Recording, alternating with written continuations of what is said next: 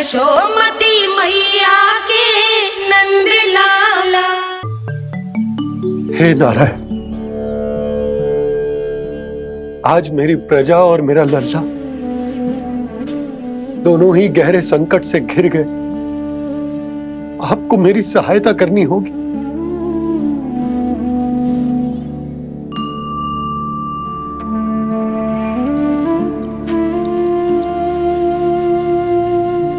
प्रभु, पिता होने का कर्तव्य मुझे एक दिशा में धकेल रहे है तो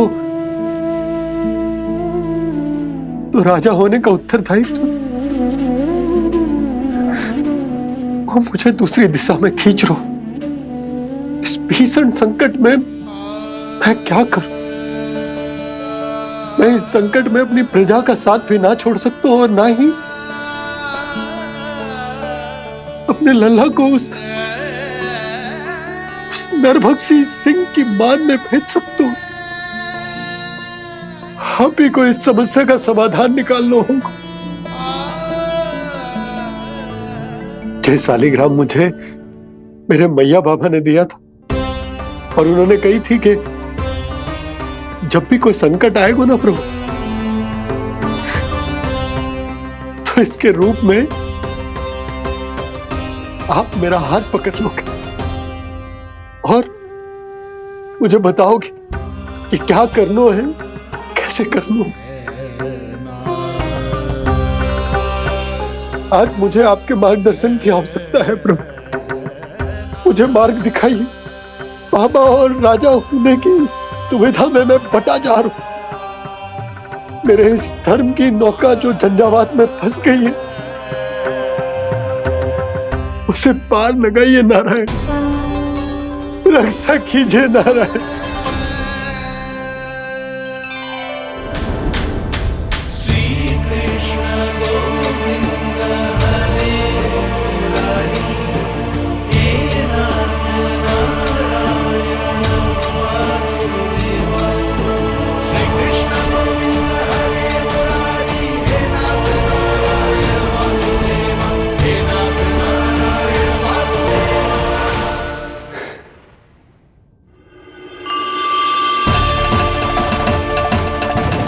शालिग्राम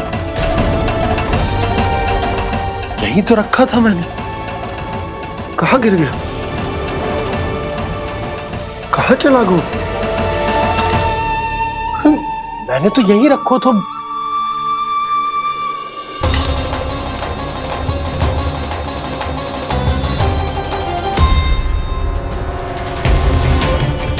कान्हा, तू यहाँ क्या कर रहा है?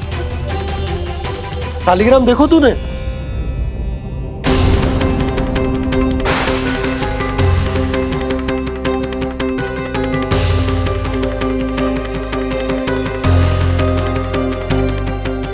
तेरे मुंह में क्या है? कान्हा, कहीं तूने शालिग्राम मुंह में तो ना ले लियो? हे नारायण, क्षमा करना, अबोध बालक। जी क्या करो कान्हा तूने? बाहर निकाल शालिग्राम। लल्ला, जी अनुचित है। यदि वो तेरे कंठ में चला जाएगा तो तेरी सांस। लल्ला, ला बाहर निकाल। अच्छो बालक है ना तू? हाँ, ला। अरे तेरी मैया को पता चलेगा ना तो वो कहेगी कि ना तो प्रजा का ध्यान रख सकते हो ना ही अपने लल्ला का। लोभ के फंदे में चारों ओर से जकड़ गए थे हम। भविष्य के स्वप्न देखते देखते अपने जीवन का सबसे बड़ा भूल किया है हमने।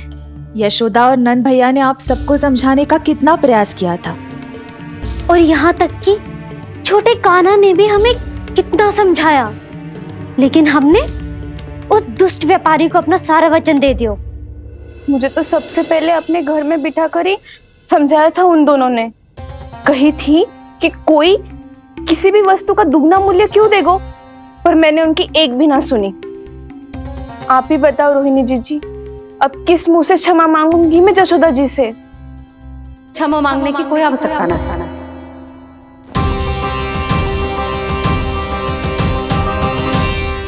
महत्वपूर्ण बात तो ये है कि तुम सबको अपनी भूल का आभास होगा और उसका पछतावा भी। पर अब तो बहुत देर हो गई है जसोदा जी, अब क्या होगा? जिस सुनहरे भविष्य के लिए हमने उस कपटी व्यापारी के सामने अपने नारायण के नाम का वचन दिया था, उसने वही भविष्य लेके राजा कंस के पांव के नीचे रख दियो है। संतुष्ट सुखी जीवन जी रहे थे हम। बछड़ों को उनके भाग का दूध मिलता था। हमारे बच्चे जितना चाहे दूध दही माखन खाते थे। अब उनके मुंह का निवाला छीनकर उस दुष्ट कंस को देना पड़ेगा चिच्ची। ना, नारायण की कृपा से तेरी जसोदा जिज्जी के पास गइयों की कमी ना है। मैं अपने घर का सारा गोधन पूरे गांव के साथ बांटूंगी। किसी भी बालक के मुंह से निवाला ना छिने को। नारायण की कृपा से गोकुल का एक भी प्राणी वंचित ना रहेगा। हाँ नहीं तो देख कान्हा, बाबा का कहना मान ले। कान्हा, तुझे नारायण की सौगंध है, वो शालिग्राम मुझे दे दे।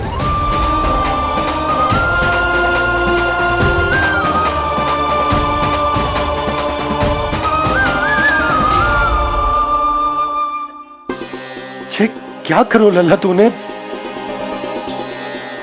ऐसे भी कोई कर तो है क्या लल्ला? मैं पहले से ही तुझे लेकर कितना चिंतित हूं। अच्छा पता है तुझे? क्षमा करना प्रभु।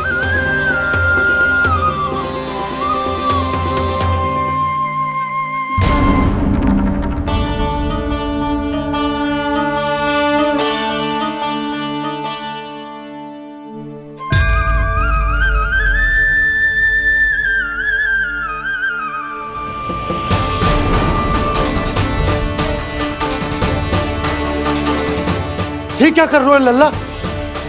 नारायण की मूर्ति कहाँ गई?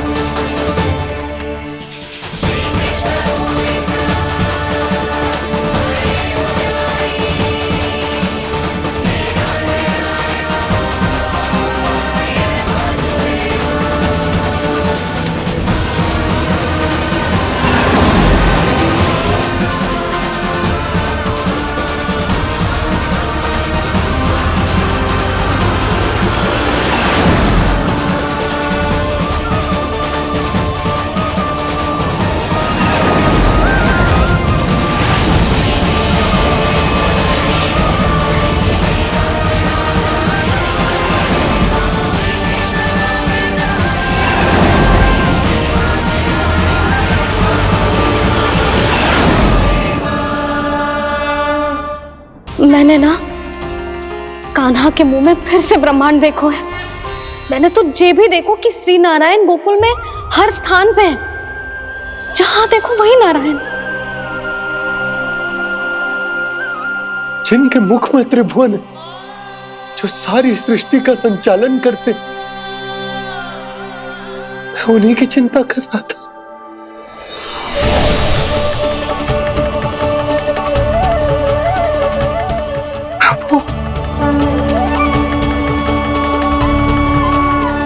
प्रभु, बाहर भी आप हैं और भीतर भी।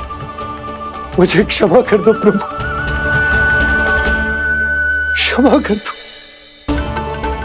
इस सांसारिक माया में आकर मैं भूल गया था, जिनके पास सारी समस्याओं का समाधान है, जो किसी भी संकट को क्षण भर में समाप्त कर सकते, वो तो मेरे सामने ही।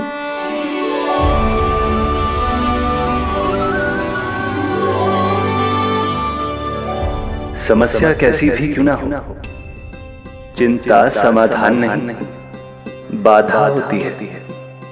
इसलिए चिंता मत कीजिए बाबा। मैं तो सदैव ही कहता हूं, मनुष्य को कठिन से कठिन परिस्थिति में भी चिंता से दूर ही रहना चाहिए। यदि व्यक्ति अपना सारा ध्यान अपने कर्मों को पूरा करने पर लगाए, तो वो बड़े से बड़े संकट का सामना भी सहज ही कर सकता है। और वैसे भी मेरी पूजा वही करते हैं जिन्हें मेरे अस्तित्व पर विश्वास है। इसीलिए उन्हें भी ये विश्वास अवश्य रखना चाहिए कि मैं अपने भक्तों का साथ अवश्य देता हूं, सदैव, हर परिस्थिति में।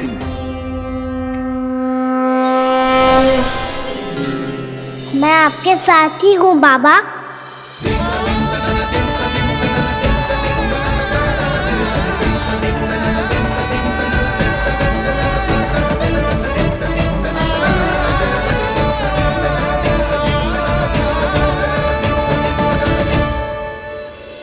जीवन भर उसके साथ व्यापार करने को वचन दियो है, उसका क्या यशोदा? और उस दुष्ट कंस और उसके व्यापारी ने जो समस्या उत्पन्न की, उसका क्या? समस्या है तो समाधान भी हो गई। मैंने तो कही थी ना मौसी, जो हमारे समझ में ना आए उस समाधान का दायित्व भगवान नारायण पर छोड़ देना चाहिए।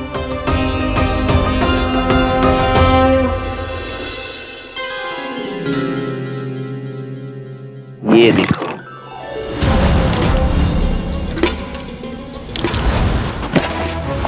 ये आभूषण, मोती, ये स्वर्ण उपहार में देने का सामर्थ्य किसके पास होगा?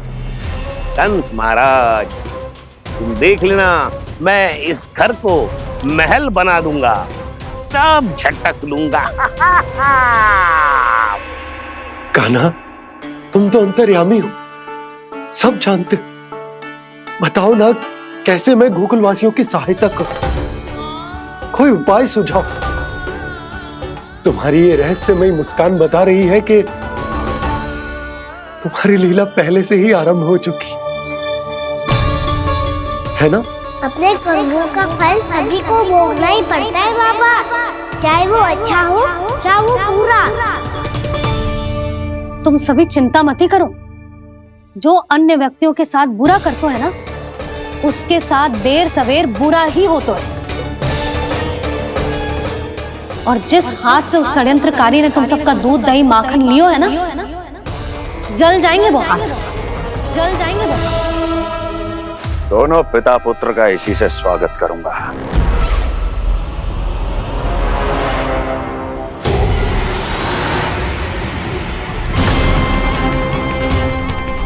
अचानक गदा में ताप कैसा? मेरे हाथ जल रहे हैं।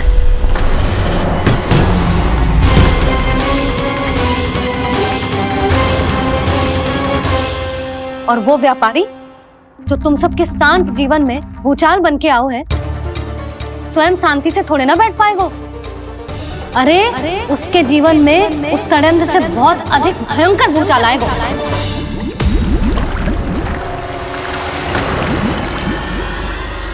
स्वामी, ये अपने आप कैसे उबलने लगा?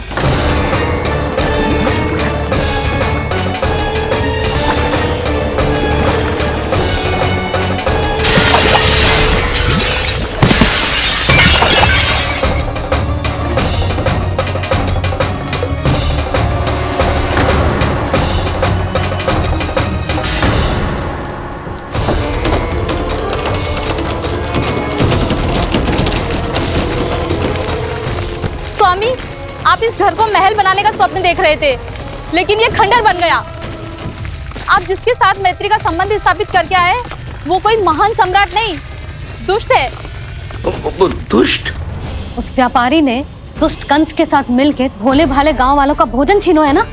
देखना उन दोनों के भोजन में कीड़े पड़ेंगे।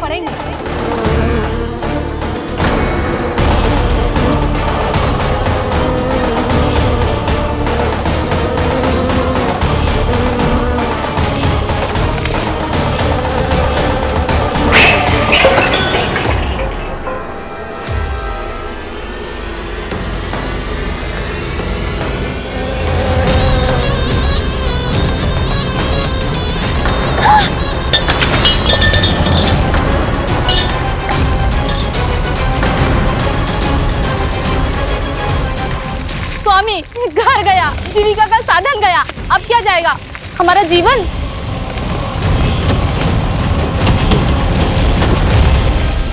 महाराज कंस का उपहार, आभूषण वाला संदूक, उन दोनों ने मिलकर तुम सबका दूध दही माखन सच्चा धन छीनने का प्रयास करो, है ना? अब देखना, उन दोनों का धन, उनके आभूषण सब लोहे के बन जाएंगे, कंकड़ पत्थर हो जाएंगे सब, कंकड़ पत्थर हो जाएंगे सब। ऐसा ही होगा मैया।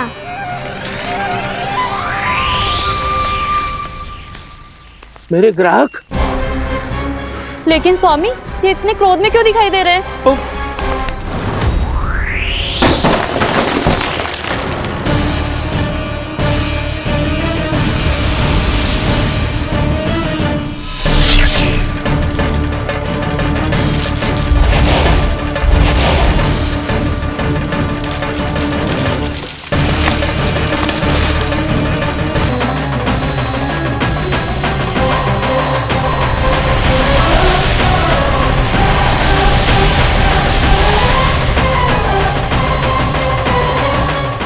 विष्णु, विष्णु ने किया है ये सब।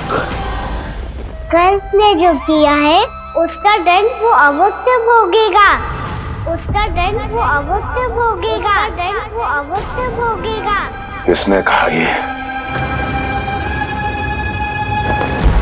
किसने कहा ये? किसने कहा? मैंने पूछा किसने कहा ये? तुम जिसे ढूंढ रहे हो वो मैं हूँ, विष्णु अवतार।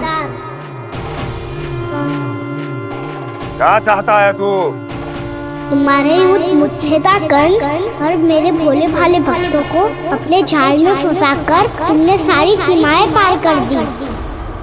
अब जब तक तुम गोकुल के ग्वालों को अनुचित प्रकार के अत्याचार से मुक्त नहीं कर देते, तुम्हारा और अन्य सभी षड्यंत्रकारियों का सामर्थ्य, वैभव, बल सब कुछ नष्ट होता चली जाएगा, और तब तक अपने पूर्व रूप में वापिस नहीं आएगा जब तक तुम उन निर्दोषों को जीवन यापन का अधिकार लौटा नहीं देते।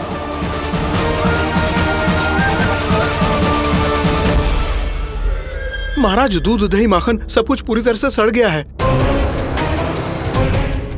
महाराज, सारा अनाज, फल और सब्जियां सब नष्ट हो चुकी है महाराज। महाराज, महल का सारा पेयजल दूषित हो चुका है। छल है ये। ओ विष्णु अवतार हमें अपने माया जाल में फंसा रहा है। ऐसी सड़ी हुई मिठाइयां मैंने आज तक नहीं खाई हैं। खोए की नहीं, पत्थर की बनी है ये, उससे भी कड़ी है तुम्हारी ये मिठाइयां। आज के बाद कभी मिठाई नहीं लेंगे। जो बुरे कर्म करते हैं उनके साथ बुराई होता है, और अच्छे कर्म करने वाले को अच्छाई मिलती है। आप अपना कर्म कीजिए बाबा, आपकी चिंता अपने आप दूर हो जाएगी।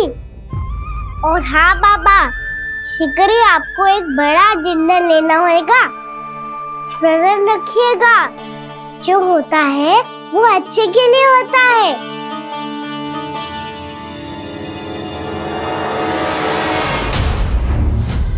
बाबा, मैया आ रही है, क्या करूं?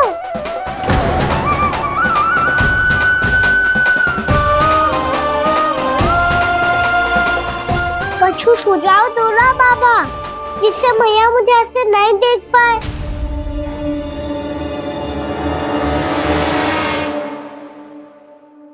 सुनो जी, आपने पुकार लगाई थी क्या?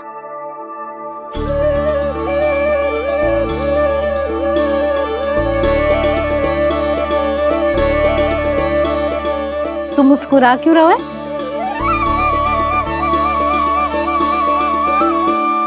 और आप भी बदले बदले से दिख रहे हो। पूजा करके तनिक शांति मिली ना?